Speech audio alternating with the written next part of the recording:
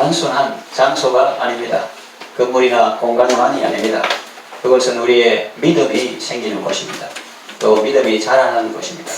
하나님의 사랑을 체험하는 것이고 이 땅에서 천국의 기쁨을 누리는 곳입니다. 우리는 가정을 통해서 삼위 하나님의 사랑을 배우고 천국을 배웁니다. 실제로 가정을 통해서 우리는 아버지의 마음을 배웁니다. 제 딸이 아프리카 카메룬에서 봉사를 마치고 귀국할 때 꼬박 이틀이 걸렸습니다. 제 마음은 온통 딸이 귀국하는데 쏠려 있었습니다. 아프리카에 있을 때 말라리아 감염으로 죽을 고비를 넘겼는데 몸은 괜찮은지, 갈 때는 이민 가방이라 불리는 큰 가방을 들고 갔는데 올 때는 아무래도 짐이 더 늘었으니 무거워서 힘들지 않은지 그런 생각을 하며 기다렸습니다. 그때 저에게 문득 이런 생각이 떠올랐습니다. 이렇게 부족한 인간 아버지도 자녀를 생각하는데 하물며 하늘에 계신 우리 아버지께서 자녀를 생각하는 그 마음은 어떨까? 그러면서 하나님 아버지의 사랑을 새삼 느끼게 되었습니다. 그래서 그전까지는 걱정하고 염려하고 기도하고 이래가지고 좀 불안했는데, 그런데 내가 하나님의 자녀다, 하나님께서 나를 돌보신다, 이 육신 아버지는 아무리 거룩한 삶을 살려고 노력해도 인간이고 또 그 속에 거짓과 죄악이 있을 수 있기 때문에 그 딸을, 그 자녀를 보는 마음이 마치 안경에 때 묻은 이 알이 더러워진 상태로 이렇게 사물을 보는 것처럼 흐릿하고 불안하고 두렵고 걱정스럽고 그럴 수 있지만 하나님 아버지는 그런 분이 아니시랍니다. 하나님 아버지는 부족하거나 두려움이 있는 분이 아니고 하나님 아버지는 사랑이 많으시고 능력이 많으시니 마치 깨끗한 안경으로 사물을 보는 것처럼 분명하고, 우리가 자녀를 보는 눈에는 불안, 근심, 두려움 이런 것이 섞여가지고 염려하고 그러는데 하나님께서 사랑하는 자녀를 보시는 그 눈은 완전히 컬러풀하고 아름답고 그렇게 귀하게 보신다 하는 것을 알 수가 있어서 그 딸 걱정하다가 생각을 돌리니까 제가 잠시 하나님의 은혜를 받고 부분함을 느꼈습니다. 그것은 마치 다윗이 자기 양을 돌보다가 들판에서 양을 돌보다가 문득 이런 생각이 든 것 같죠. 내가 이 짐승 양을 돌보는데 이 하나님 아버지께서는 양의 큰 목자이시고 목자장이 되셔서 사람 양을 돌보신다. 그래서 다윗은 시편 23편에서 목자 되신 여호와 하나님을 찬양하고 있죠. 자기가 양을 돌본다 할 때는 힘들고 냄새가 나고 그렇겠지만 이 자기가 하나님의 양이다, 하나님께서 자기의 목자가 되신다, 이런 걸 생각할 때 나도 양을 위해서 안 다치게 하고 먹을 거 주고 마실 거 주고 이렇게 돌보는데 하나님 아버지께서는 사랑이 많으시고 능력이 많으신 분이니까 내게 얼마나 그렇게 사랑을 베푸시는가, 이런 걸 생각하면 노래했다는 거죠. 그 전까지 저는 자신을 자녀에 대해서 아버지라고만 생각했습니다. 네가 아버지지, 자신이 아버지라고 생각했지 자신이 또 하나님의 사랑받는 자녀다 그런 생각은 못했습니다. 물론 이론적으로는 어릴 때부터 주일학교 다니고 배워서 하나님의 아들이다 그런 걸 알고 있었지만은 실제 삶 속에서는 확 느끼지 못했습니다. 그런데 이런 일을 경험하면서 피부에 와닿게 체험하게 됐습니다. 저는 하나님께 아들이었습니다. 하나님의 사랑받는 아들이요, 하나님이 눈동자 같이 지키시고 보호해 주시는 그런 걸 은혜를 받는 아들이었습니다. 그때 저는 성부 하나님의 사랑을 더욱 깊이 깨닫게 되었습니다. 다윗은 하나님 아버지의 사랑을 시편에서 이렇게 노래했습니다. 여호와여, 나를 향한 주의 생각이 어찌 그리 많은지요. 내가 세려고 해도 너무 많아서 능히 셀 수 없나이다. 그랬어요. 그래서 하나님께서 자기를 생각하시는 그 생각이 너무 많다 하는 겁니다. 저는 가정에서 아버지 역할을 하면서 저를 향하신 하나님 아버지의 사랑 깨닫습니다. 그리고 또 자녀들은 육신의 아버지를 통해서 하나님 아버지의 사랑을 배우고 깨닫습니다. 아버지 역할을 하면서 하나님의 사랑을 배우고 또 그 받은 사랑을 만분의 1이나 억만분의 1이라도 자녀에게 내가 하나님 아버지 같은 혹은 대리자로서 그 역할을 할 수 있도록 그렇게 노력하고 있죠. 자, 그렇다면 하나님 아버지의 사랑은 우리의 삶 속에서 어떻게 나타납니까? 먼저는 함께 하시는 것으로 나타납니다. 시편에 이런 시가 있습니다. 주께서 나의 전후를 들으시며 내게 안수하셨나이다. 하나님께서 나의 앞과 뒤를 들으시며 내게 안수하셨다 하는 거죠. 이 지식이 내게 너무 기이하니 높아서 내가 능히 미치지 못하나이다. 그러니까 이 지식이 정말 높다, 고상한 지식이라는 거죠. 우리가 수학의 공식을 배우고 영어 단어를 배우고 과학의 이치를, 또 법학의학의 이치를 깨닫는 것도 중요하지만, 그보다 더 높은 지식은 하나님께서 나의 전후를 들으시며 내게 안수하신, 이 함께 하시는 이 지식이 정말로 귀한 지식이다 하는 거죠. 사람들이 예수님을 떠나고 힘들게 할 때 예수님은 우리 같으면 견디겠어요? 옆에 있던 사람이 다 떠나고, 직원들이, 요즘 어떤 직원들이 자기 대표를 이렇게 비난해가지고 또 그런 인터뷰하고 이런 거 하고 있는데, 그럼 얼마나 마음이 아프겠어요? 그런데 예수님은 담담하셨습니다. 아버지께서 늘 자신과 함께 하신다고 말씀했습니다. 우리 또한 주님이 나와 함께 함을 믿는다면 어떤 고난도 역경도 이길 수가 있습니다. 또 하나님의 사랑은 인도하심으로 나타나죠. 예수님은 성령에게 이끌려 마귀에게 시험을 받으려 광야로 가셨습니다. 성령님의 이끄심을 받았다는 거죠. 예수님은 또 이런 말씀도 하셨습니다. 아버지께서 내 안에 계셔서 그의 일을 하시는 것이라. 이처럼 예수님은 늘 아버지의 인도하심을 받았습니다.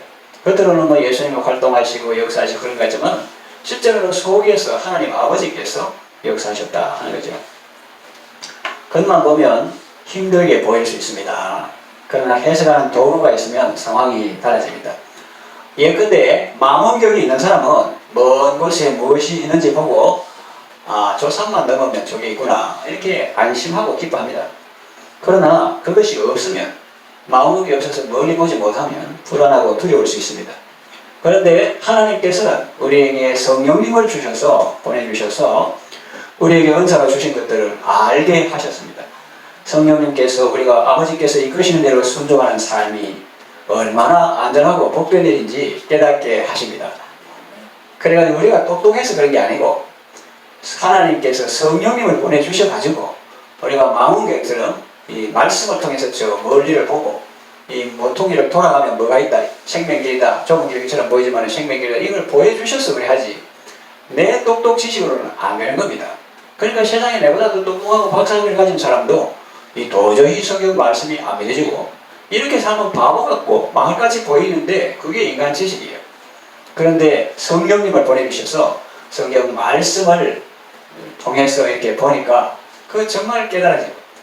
저는 농사 조금 이렇게 지으면서 책에서 배운 것보다 더 많은 것을 이렇게 고추 재배 방법, 토마토 재배 방법, 오이 재배 방법 각각 이렇게 이제 다 있는데 언제 개수를 잘라주고 이런 거를 다 배우니까 정말 신기하다, 생명은. 이런 생각을 하게 되는데 그 조그만 생물의 영역에서 그걸 하는데 우리 사는 세상에 얼마나 많은 또 다양한 영역들이 있는데 그게 하나님께서 계시고 사랑이 많으시고 능력이 많으신 그런 것을 매 순간 감탄하게 됩니다.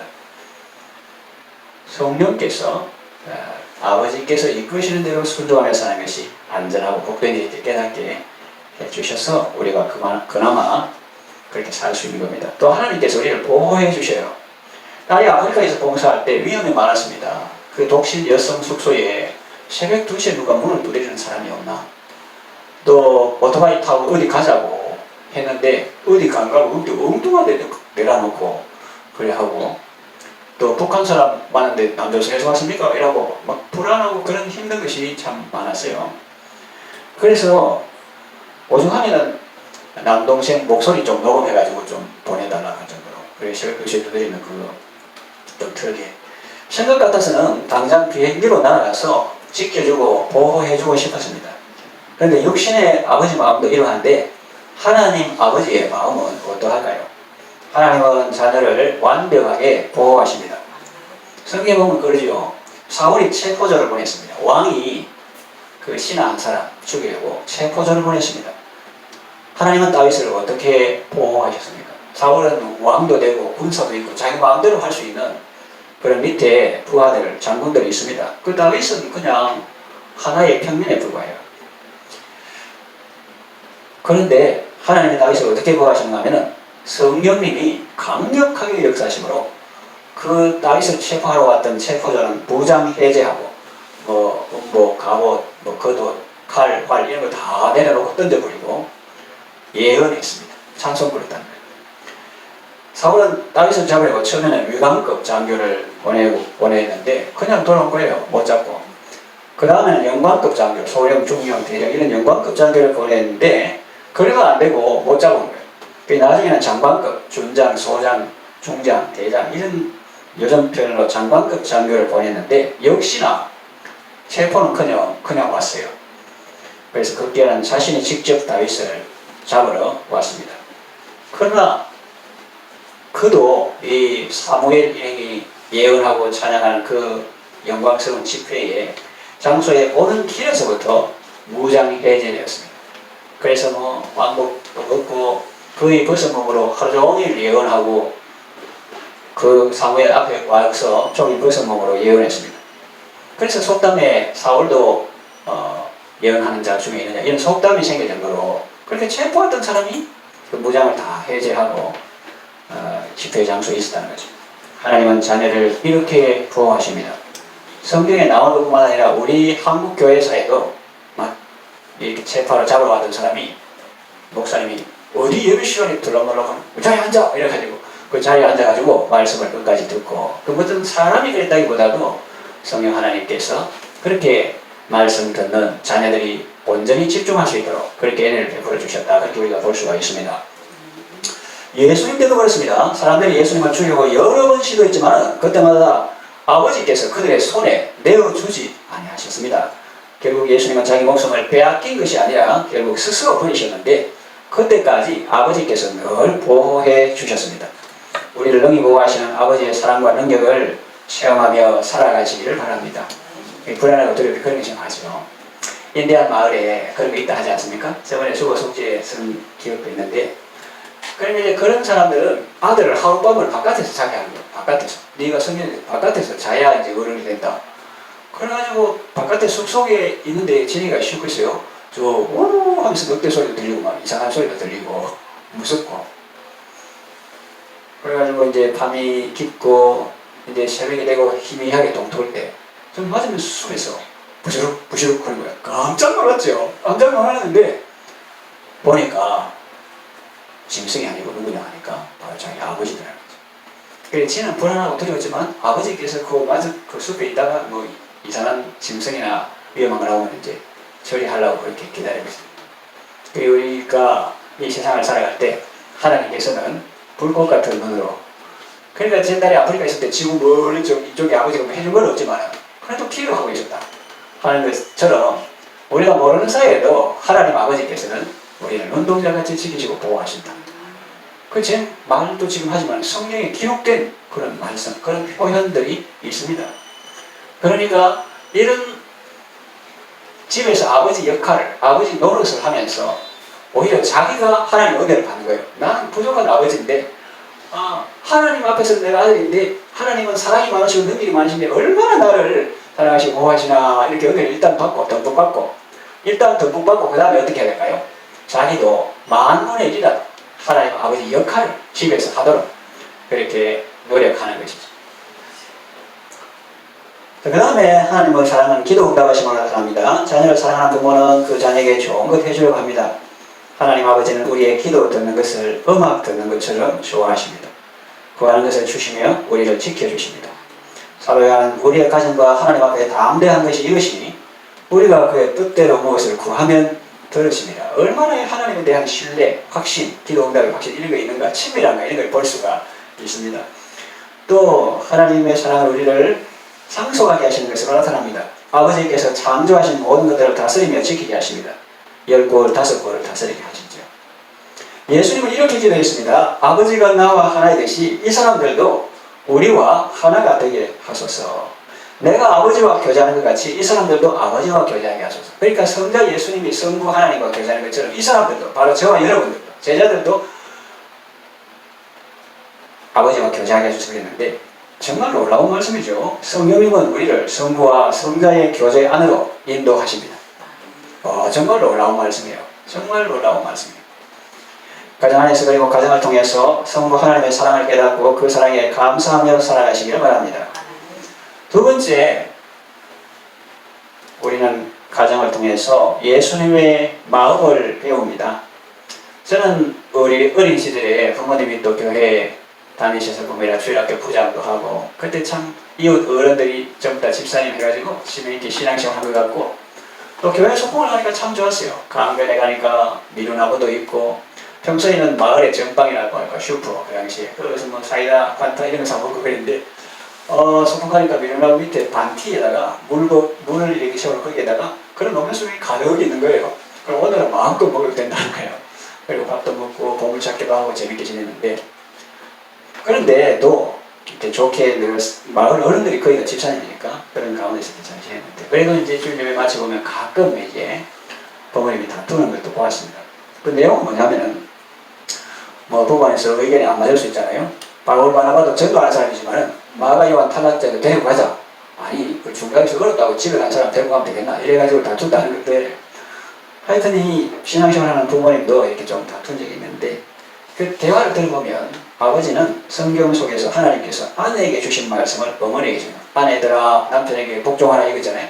아내들아 남편에게 복종하라 이거를 자꾸 어머니한테 당신은 하나님께서 그 남편에게 복종하라 했는데 왜 복종을 안 하지? 라고 어머니는 남편에게 주신 말씀을 아버지께 적용했습니다. 그거만 그건 안 보이는가 보지. 성경에 보면 남편들아 아내를 사랑하라 자기 몸까지 사랑하라 그랬지 않습니까? 그렇게 하는데 그러니까 그 다툼은 쉽게 끝나지 않았죠. 우리가 늘 말하는 것처럼 말씀을 내게 적용하면 복이 되지만 다른 사람에게 적용하면 독이 된다 이런 것처럼 이 내게 주신 말씀으로 받고 내가 더 사랑해야지 내가 더 존중 이런 거 좋은데 그 다른 사람에게 주신 말씀을 자꾸 다른 사람한테 적용하니까 쉽게 끝나지 않죠. 그런데 저는 성경을 읽으면서 놀라운 사실을 발견하게 되었습니다. 그리고 보통 이제 그런 대화를 어떻게 합니까? 뭘 좀 나를 존중해줘야 뭐 사랑하던가 하지 이렇게 하고 또 뭐 사랑을 해줘야 내가 존중하던가 하지 이러면서 그 평행선을 끝까지 달립니다. 그런데 저는 성경을 읽으면서 놀라운 사실을 발견하게 되었어요. 아내를 말하는 그 본문을 읽다가 아내를 수식하는 어떤 단어도 없다는 것을 깨닫게 되었습니다.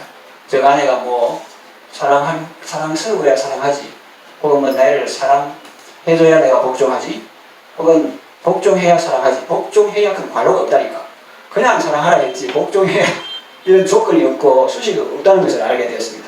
뭐 착한 아내라든지 순종하는 아내라는 단서가 붙여 있지 않다는 겁니다. 다시 말하면 무조건적으로 사랑하라는 의미입니다. 이 사실을 깨닫게 된 이후 저는 좀 달라졌습니다. 그러니까 상대방이 내한테 어떻게 하느냐에 따라서 세상은 이거잖아요. 세상은 뭐 잘해주면 잘해주고 그런데 성경에는 그런 조건 그런 게 없어요.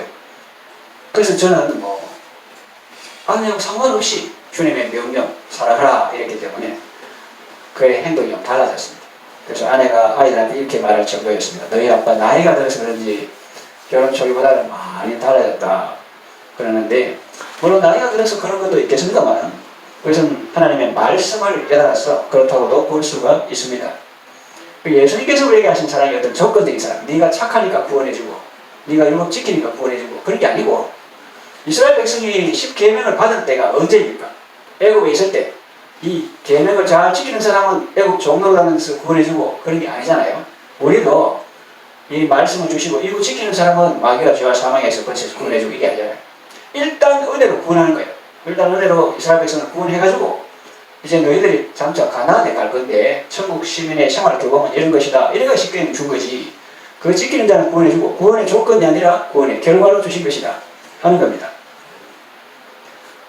남편 존중 이것도 뭐 해야 내가 뭐 사랑하고 뭐 해야 복종 이게 아니고 조건이 아니고 그거 왕창 뒤로 제껴놓고 그리스도께서 나를 사랑하셨으니까 나를 구원하셨으니까 그때 내가 죄인도 의인도 아니고 선인도 아니고 완전 바닥칠 때에 죄인이었을 때에 예수님께서 나를 구원하셨는데 그 사랑으로 아내를 사랑하고 그 사랑으로 남편에게 복종하라 하는 그런 말씀이다 하는 거죠. 그러니까 제가 나이가 들어서 그런 건 있지만 성경 말씀을 깨닫으니까 이렇게 그 기준이 이렇게 분명해지니까 많이 달라지니까 그런 거를 볼 수 있습니다. 그럼 여러분 성경을 많이 읽으시기 바랍니다. 그리고 미혼 청년들은 예수님 잘 믿는 사람을 배우자로 맞이하시기를 바랍니다. 얼굴 예쁘고 옷 잘 입고 잘생기고 이런 것은 겉모습입니다. 겉모습과 속이 일치하는 경우도 있지만 그렇지 않아서 속이 상하는 예도 있습니다. 겉으로는 멀쩡한데 뭐 속이 어쩌고 하는 것처럼 속이 상한 예도 있습니다. 겉모습보다 더 중요한 것은 속 사람의 건강입니다. 속사람이 건강한 사람은 자기 배우자를 진심으로 사랑하고 존중하는 사람입니다. 또 부모를 공경하고 자녀를 사랑하는 사람입니다. 자, 방금 말한 거, 아내를 사랑하고 남편을 존중하고 부모를 공경하고 자녀를 사랑하는 이 모든 것을 담는, 이 모든 것을 다 묶는, 이 모든 것을 다 표현하는 말이 있는데 그 말은 무엇일까요? 그것이 바로 예수님을 믿는다 하는 말입니다. 그 예수님을 제대로 믿는 사람은 하나님께서 그렇게 말씀하시기 때문에 자기 목숨을 구하기 위해서 대신 죽으신 예수님이 자기를 너무나 사랑하셔서 자기에게 명령하시고 네가 나를 사랑하느냐? 사랑하거든 부모를 공경해, 아내를 사랑해, 남편을 존중해, 자녀를 잘 양육해, 이렇게 하셨기 때문에 예수 믿는, 제대로 정말로 믿는 사람 속에는 그 모든 말이 다 포함된다 하는 겁니다. 그런데 여러분, 사람들에게 자신을 사랑해달라고 조르지 말고 그 사람이 예수님을 만나도록 잘 추선하고 안내해 주시길 바랍니다. 이 무슨 말이냐? 남편에게 좀 사랑해달라, 아내한테 뭘 좀 해달라 이런 거 하기보다는 뭐가 직통해냈습니까? 그 사람이 예수님을 만나면 자동으로 해결된다. 그러니까 그 사람이 예수님을 믿도록 하나님의 사랑을 자꾸 이렇게 보기 좋게 내 삶이나 입술이나 이런 것 통해서 그 사람이 하나님의 사랑을 알도록 이렇게 잘 주선하고 안내해 주는 것이 중요하다 하는 거죠. 자꾸 내 사랑해달라 이러면 초급이에요, 초급. 교회도 마찬가지입니다. 자꾸 사람들에게 헌신을 강요하고 헌금을 강요하고 그렇게 자꾸 찌를 것이 아니라 그 사람이 하나님을 알고 은혜를 알도록 자꾸 말해요. 그러면 자동입니다, 자동. 은혜를 아니까 그 헌신과 사랑이 자동으로 이렇게 나오는 거예요. 그와 마찬가지로 이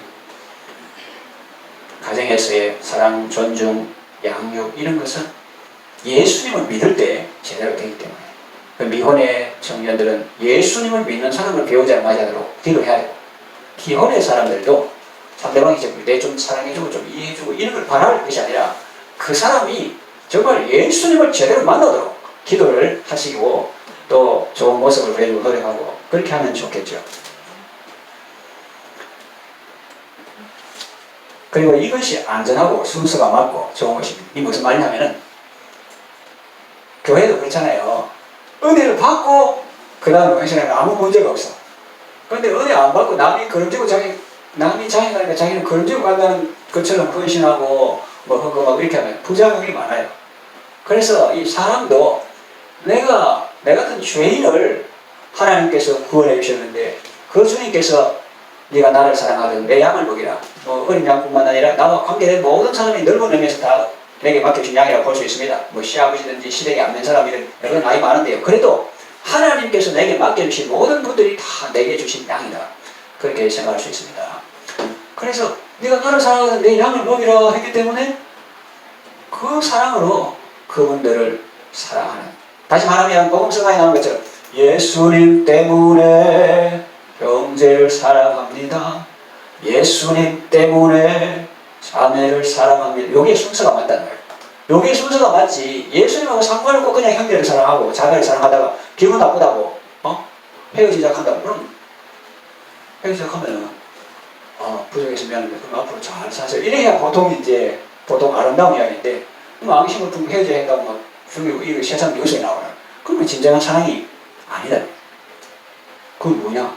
예수님 때문에 형제를 사랑한 게 아니고 자기 욕심 때문에 자기 탐욕 때문에 그 집 재산이나 집이나 이런 게 부러워가지고 사랑했는데 이게 순서가 그거로 된 거예요. 순서가 그거로. 다른 순서는 복음서 가사처럼 예수님 때문에 형제를 사랑하고 예수님 때문에 자매를 사랑하고 예수님 때문에 시아버지를 공경하고 그래가지고 그 사람들을 다 구원하는 이게 안전하고 순서가 맞고 좋은 것입니다. 그것을 표현하면 그 사람은 예수님을 사랑함으로 사람을 사랑하게 된 것이고 또 사람을 사랑함으로 진정 예수님을 섬기는 것입니다. 이게 순서가 맞고 좋은 거예요. 그래서 학교 교과서에 나오는 현진건의 빈서가 생각났고 또 옛날에 방송을 타던 가요 하수영의 아내에게 바치는 노래도 생각났습니다. 처음에 바리톤이나 베이스처럼 그런 가사인데 미운 투정, 고운 투정 말없이 웃어 넘기고 거울처럼 마주보며 살아온 지나온 세월 가사죠. 세상 사람도 그러한데 하물며 같은 믿음을 가지고 같은 비전을 품고 달려왔으니 세상에 이런 친구가 없고 이런 동역자가 없죠. 있습니까? 그러니까 이 사람이 변해요. 단어가 변해. 이 젊은 시절에는 막 좋다고 할 때는 호칭이 연인이고 그 다음에는 친구 같은 그런 사람이고 동역 배우자고 그 다음에는 뭡니까? 보호자 될까? 보호자 계십니까? 혼자 데리고 이제 병원에 모시고 이렇게 하는 그런 과정이 있죠. 이런 친구가 없고 이런 동역자가 없죠. 최근에는 5학년 9반 도시락 쳐가지고 이제 농업 체험하고 또 미술 체험하고 과학 체험 이랬는데 요즘에 이제 교회 성도들이 같이 가가지고 또 소풍하고 애들 농장 가니까 좀 동산 가니까 좀 죄송하죠. 왜냐면 그 동산은 성경에 나오는 거 비교할 건 아니니까 우리는 왜 농장이라 이렇게 하는데 그래가지고 뭐 생물도 많이 배우고 많이 그러니까 이제 5학년 8반 개척해가지고 요 태국산 요 천주산 지금 무학산 칼바위 이런 데도 많이 가고 그래가지고 기도도 하면서 그렇게 지냈는데 여러분도 마찬가지예요. 세상에 그런 친구가 없고 그런 동역자가 없습니다. 아직 안 힘들어. 이제 앞으로 그래 될 거죠. 긍정적으로 생각해야지. 요 마치고 부를 때 찬송 559장 사철의 복바람 부르고 하나님 아버지 우리 가정은 아닌데요. 그러지 말고 이미 믿는 가정은 이런 가정을 주신 하나님께 감사.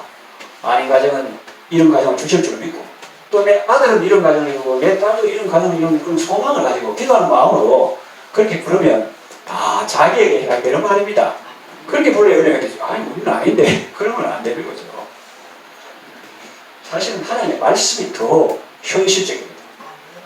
그 이라크 비행기 폭격처럼 그 계기판을 보는 것이 자기가 사는 길이지 느낌은 비행기가 아래에서 위로 올라가는데 계기판은 지금 고도가 하강하는 걸 나타내는데 고도가 이렇게 내려가고 있으니까 느낌하고 반대로 고도를 비행기를 올려가지고 갈 때 앞에 해발 600m인데 산에 박치기 하지 않고 이렇게 가지고 살아갈 수가 있는 거죠.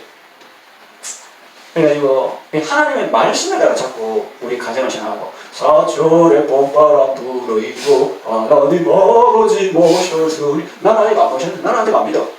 속으로 믿을 거야. 너 자꾸 앞으로 믿을 거야.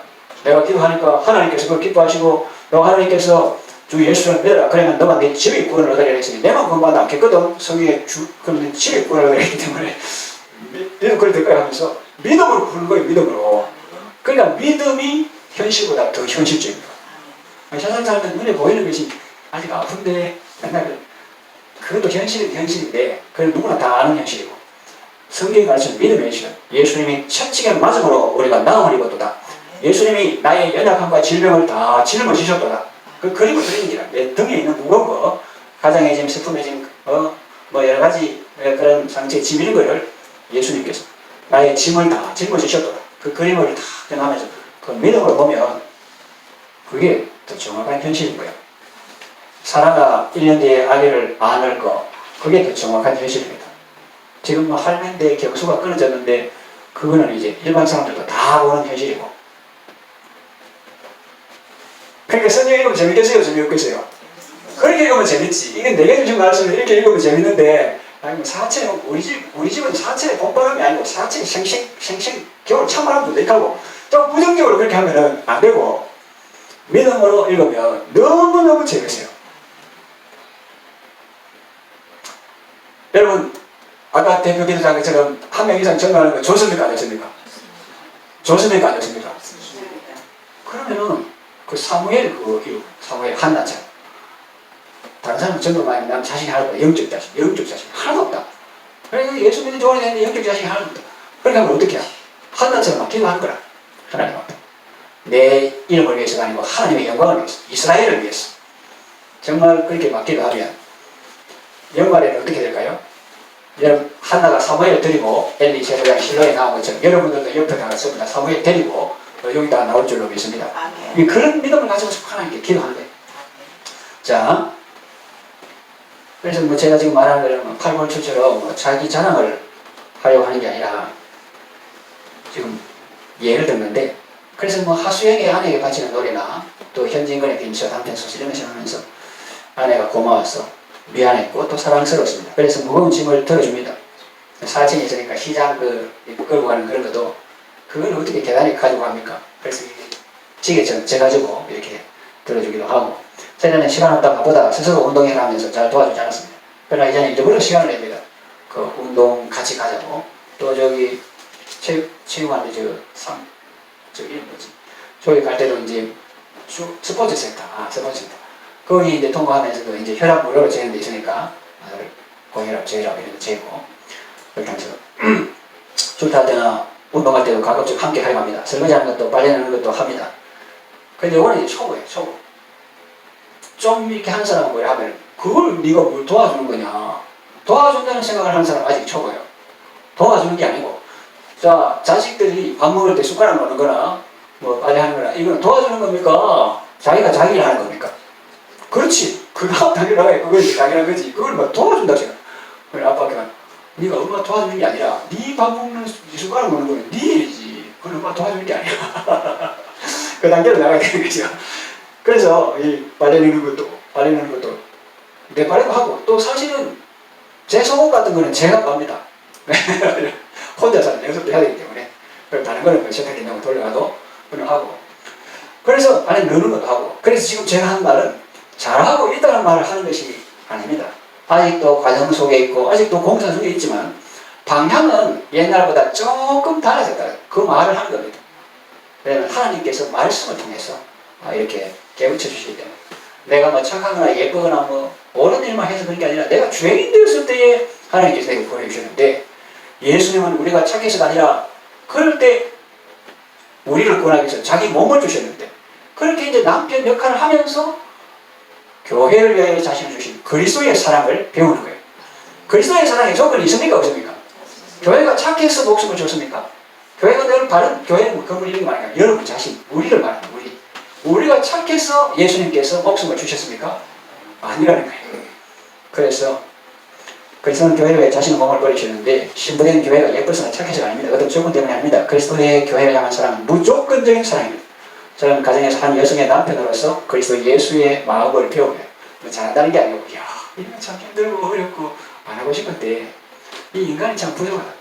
근데 예수님은 어떻게 그리 하셨는고 뭐 착한 것도 없고 뭐 선한 것도 없고 뭐 예쁜 건 없는데 완전히 죄인 되었을 때에 어떻게 신부된 교회를 위해서 자기 몸을 주셨을까 이런 생각하면 참 예수님이 대단하다고 하면서 믿음을 배웁니다. 예수님의 마음을 배우는 거예요. 여러분 어디서 신앙이 자란다고요?